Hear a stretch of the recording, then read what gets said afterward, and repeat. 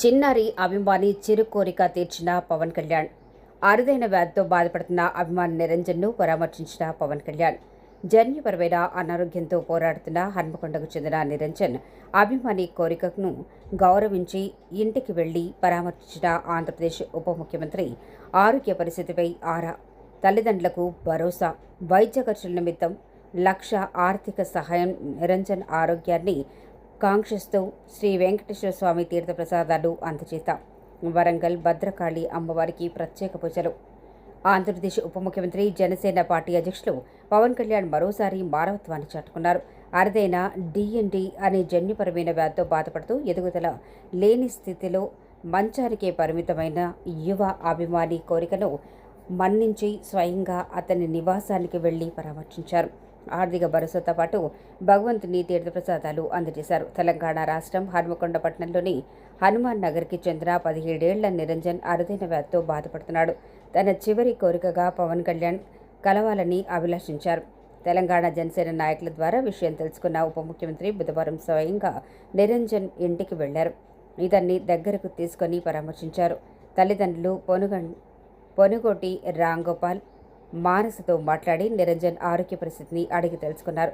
వైద్యం ఎక్కడ చేయిస్తున్నారు, అతన్ని కాపాడుకోవటానికి ఏం చేయొచ్చు అన్న విషయాలపై ఆరా తీశారు.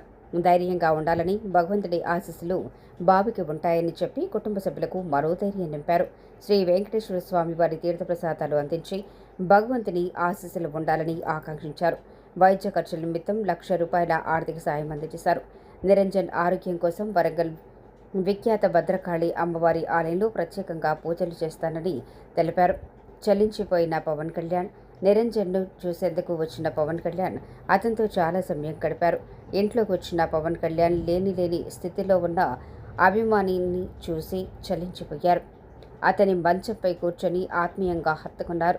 నుదుటిపై ముద్దు పెట్టి ఆప్యాయంగా పలకరించారు. చిన్ననాటి నుంచి మీరంటే అభిమానమని నిరంజన్ చెప్పిన మాటలు విని కదిలిపోయారు. తిరుమల వెంకటేశ్వర స్వామి ఆలయం నుంచి తెప్పించిన వస్త్రాన్ని అతనికి కప్పి కళ్యాణం అక్షంతలు ఇచ్చి ఆశీర్వదించారు. భద్రకాళి అమ్మవారి వెండి ప్రతిమను ఆలయంలో పూజ చేయించి కుటుంబ సభ్యులకు అందజేశానని తెలిపారు. నిరంజన్ ఆరోగ్యంగా ఉన్న సమయంలో పవన్ కళ్యాణ్ అనుకరిస్తూ చేసిన డాన్సుల తాలూకు వీడియోలు, ఫోటోలను తిలకించారు. అంతా తనని చోటా గబ్బర్ సింగ్ అని పిలుస్తారని నిరంజన్ చెప్పాడు. కుటుంబ జీవనోపాధికి క్యాంటీన్. ఈ సందర్భంగా నిరంజన్ ఓ కుక్క పిల్ల బొమ్మ చూపి పెంచుకోవాలని ఉందని చెప్పగా కొని పంపుతానని హామీ ఇచ్చారు. కుక్కను పెంచుకోవటానికి ఇంటి ఓనర్స్ అనుమతి కావాలని నిరంజన్ తండ్రి చెప్పగా స్వయంగా ఆ ఇంటి ఓనర్స్ని పిలిపించి మాట్లాడారు.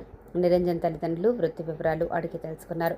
గతంలో కాకతీయ ఆసుపత్రి క్యాంటీన్లో పనిచేసేవారమని చెప్పగా వారి జీవనోపాధి మెరుగుపరిచేందుకు క్యాంటీన్ పెట్టించాలని జనసేన తెలంగాణ రాష్ట్ర నాయకుడికి దిశానిర్దేశం చేశారు. నిరంజన్ పరామర్శ పూర్తయిన వెంటనే పవన్ కళ్యాణ్ నేరుగా వరంగల్ భద్రకాళి అమ్మవారి ఆలయానికి బయలుదేరి వెళ్లారు.